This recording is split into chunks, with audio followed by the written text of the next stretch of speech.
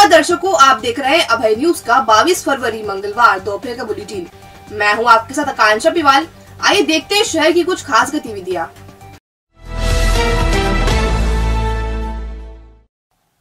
UP से गुजरात जा रही कार का बड़नगर रोड पर मंगलवार सुबह भीषण एक्सीडेंट हो गया।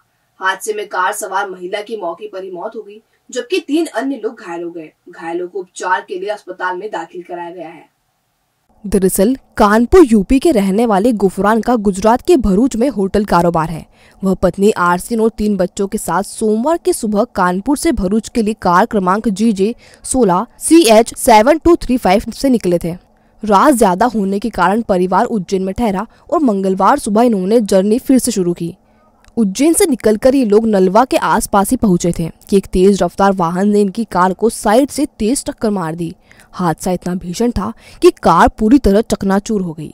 हादसे में कार की अगली सीट पर बैठी आरसीन की मौत हो गई, जबकि गुफरान और उनके 3 बच्चे बुरी तरह घायल हो गए। राहगीरों ने घायल को कार से निकालकर अस्पताल में भर्ती कराया। पुलिस ने टक्कर मारने वाले अज्ञात वाहन चालक के खिलाफ प्रकरण दर्ज कर लिया है। गुफरान के परिवार को जानकारी दे दी गई है। इंस्टाग्राम पर मंसूर के नारायणगढ़ की एक युवती से दोस्ती और फिर सगाई करना एक युवक को भारी पड़ गया। किसी कारणवश युवक ने रिश्ता तोड़ा तो युवती के परिजन उसके पीछे पड़ गए। पहले उन्होंने इंदौर में युवक को चाकू मारकर घायल किया, फिर उज्जैन में भी उस पर हमला बोल दिया। बुरी तरह घायल युवक को सोमेश्वर महादेव के पुजारी भोलागिरी ने उपचार के लिए जिला अस्पताल में भर्ती किया है। दरअसल जानसापुरा का रहने वाला 25 साल का हसन पिता सादिक हुसैन बैग सिलने का काम करता है। इंस्टाग्राम पर मंसूर के नारायणगढ़ में रहने वाली युवती से उसकी दोस्ती बनी और फिर दोनों के बीच बातचीत होने लगी। एक ही समाज के होने से दोनों के परिजन विवाह के लिए तैयार भी हो गए और एक दिन दोनों की मंगनी भी तय हो गई। इसी बीच हसन और युवती के बीच विवाद हुआ और मंगनी टूट गई। इसके बाद से युवती खफा हो गई। उसने अपने परिजनों को इतना उकसाया कि वह हसन पर हमला करने को तैयार हो गए। सोमवार की शाम हसन खजूर वाली मस्जिद क्षेत्र की दुकान से काम कर लौट रहा था। इसी बीच युवती के पिता समीर रंगरेज, भाई शमशेर रंगरेज के साथ आए 5 लोग इसे वेन में उठाकर ले गए। चक्र तीर्थ के पास ले जाकर इन लोगों ने हसन को बुरी तरह पीटा और चाकू मारकर घायल कर दिया। जैसे तैसे इनके चंगुल से छूटा हसन भागकर सोमेश्वर महादेव मंदिर के पास पहुंचा तो मंदिर के पुजारी भोलागिरी ने उसे घबराई हालत में देखा। वह हसन को लेकर अस्पताल पहुंचे और परिजनों को इसकी जानकारी दी। हसन के भाई मोहम्मद काजनी ने बताया कि इंस्टाग्राम पर हसन की नारायणगढ़ में रहने वाली यास्मीन से दोस्ती हुई थी। फिर दोनों की मंगनी हो गई। मंगनी के बाद युवती ने शादी करने से इनकार किया तो हसन ने भी मना कर दिया, लेकिन उसके परिजन नहीं माने। वह 2 लाख रुपए मांगने लगे। हसन के पास रुपए नहीं थे। ऐसे में वह चंदन नगर इंदौर की एक दुकान पर जाकर काम करने लगा। 8 फरवरी को समीर और शमशेर रंगरेज ने इंदौर में भी हसन को चाकू मारकर घायल कर दिया था। कल भी उन्होंने चाकू मारे और 10,000 रुपए छीन लिए। पुलिस वाले पूरे मामले को दबाना चाहते हैं और वह कोई कार्रवाई नहीं कर रहे।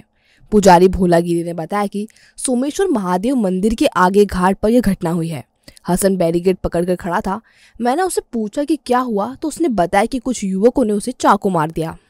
ये घटना है बाबा जलपेश्वर सोमेश्वर के आगे घाट की, और वहाँ पे इसके साथ घटना घटी। मैं मंदिर में बैठा हुआ था जलपेश्वर पे, तो वहाँ से दौड़ लगाते हुए आया बाबा जी और बैरिकेड को पकड़ के खड़ा हो गया और मेरी नजर पड़ी इस पे। मैंने क्या हुआ तो ये बोले बाबा मेरे को चाकू मार दिया लड़कों ने वहाँ पे और वो उधर भाग गए हैं। तो मैंने अच्छा तो कौन थे लड़के ये? तो बोले बाबा मैं पहचानता हूँ इनको लड़कों को, ये मेरे परिचित लड़के हैं। मैं कहाँ से आए थे? बोले बाबा जी ये बाहर के लड़के थे, गाड़ी से आए थे, कार से आए थे, मंदसौर से आए थे। उसके लड़की का नाम यास्मीन रंगरेज है, बाप का नाम समीर रंगरेज है, उसका भाई का नाम है शमशेर रंगरेज। और ये 3 लोग थे। इसके साथ अन्य लोग आए थे।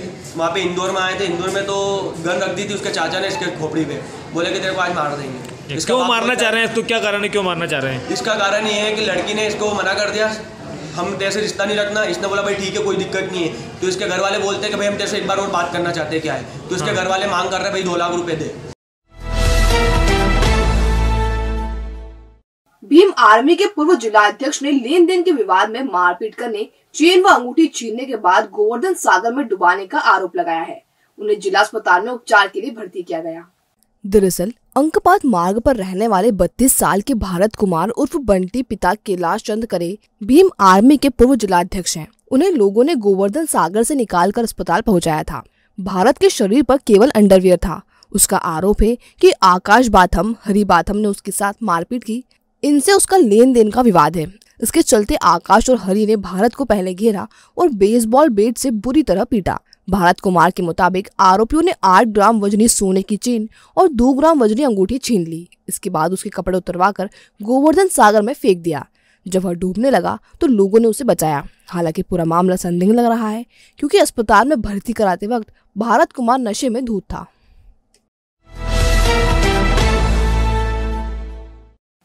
देवास जिले के कन्नौज तहसील के डोकाकुई सहकारी समिति के प्रबंधक के 3 ठिकानों पर मंगलवार को ईओडब्ल्यू ने छापा मारा।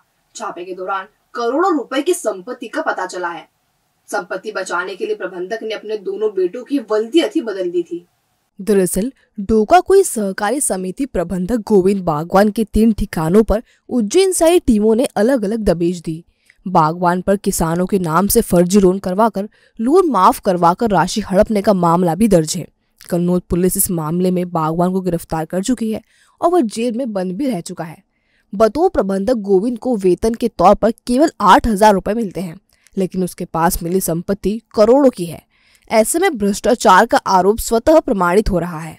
आज जो है हमारी ईओडब्ल्यू उज्जैन की टीम ने QRF उज्जैन के साथ में यहाँ पे सर्च किया है। सर्च के दौरान ये पाया गया है कि श्री जो गोविंद पिता भोलू बागवान है, उनके पास में आज से कई गुना ज़्यादा संपत्ति अभी तक के दस्तावेजों से प्रमाणित हुई है, जिसमें लगभग अभी हमने पटवारी को बुलाया है 49 बीघा ज़मीन है और 3 मकान पक्के और एक गोडाउन आपके सामने है। ट्रैक्टर है, 2 मोटरसाइकिल हैं, बहुत सारा सामान है जिसकी के भी दस्तावेजों का हम परीक्षण कर रहे हैं। 3 बच्चों की शादी भी की है, कुछ इलाज में भी पैसा खर्च किया है।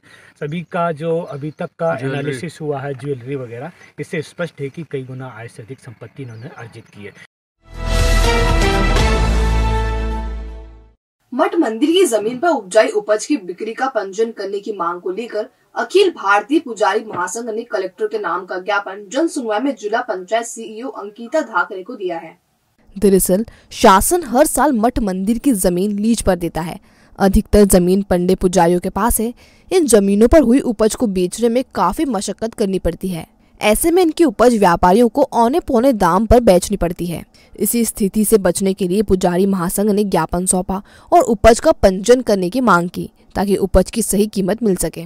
गेहूं का पंजीयन के लिए आए क्योंकि सोसाइटी वाले हर साल पंजीयन करते थे। अब के बोल रहे कि हम पंजीयन नहीं करेंगे, तो इसलिए कलेक्टर साहब को हमने आवेदन किया कि हमारे गेहूं का पंजीयन करवाया जाए, जिससे हमारा रबी फसल की गेहूं है ये सोसाइटियों में तो ले जाए। तभी क्या आश्वासन दिया? तो मैडम कलेक्टर साहब भी मिले। मैडम ने बताया है कि 1 घंटे में आपको रिस्पांस मिलेगा और आपके पंजीयन होंगे।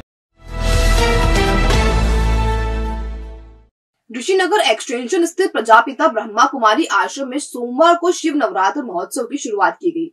इस दौरान बड़ी संख्या में भक्तों ने 21 फीट ऊंची शिवलिंग के दर्शन किए।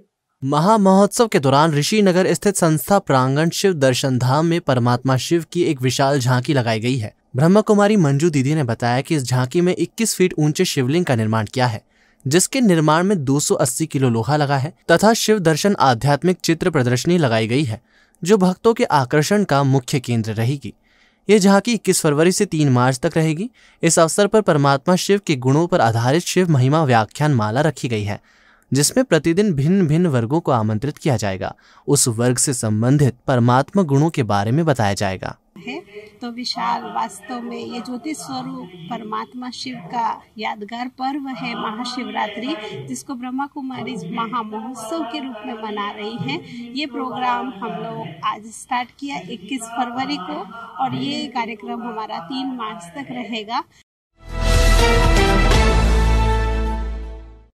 डिप्रेशन में एक युवती की मौत हो गई। उसे परिजनों ने निजी अस्पताल में उपचार के लिए भर्ती कराया था, यहीं उसने दम तोड़ दिया। एकता नगर निवासी 20 साल की काजल पिता राजाराम डाबी को परिजनों ने रविवार की दोपहर इंदौर रोड स्थित जेके अस्पताल में उपचार के लिए भर्ती कराया था, यहीं उसकी मौत हो गई। नीलगंगा पुलिस ने बताया कि युवती 10 साल से डिप्रेशन का शिकार थी, उसका इलाज चल रहा था। नीलगंगा पुलिस ने मुकदमा दर्ज कर लिया है। परिजनों के बयान लेने के बाद स्थिति स्पष्ट हो गई।